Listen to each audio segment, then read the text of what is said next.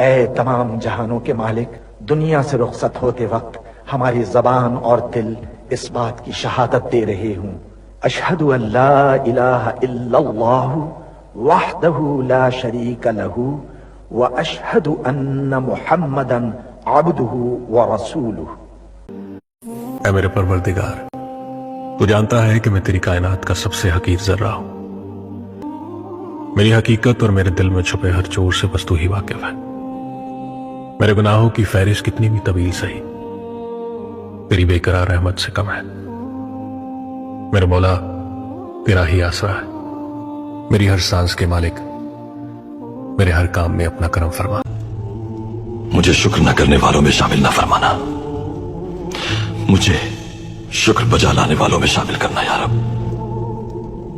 یہ جان تیری امانت ہے، ہمیں کسی حال میں تنہا مت چھوڑنا یا رب، آمین۔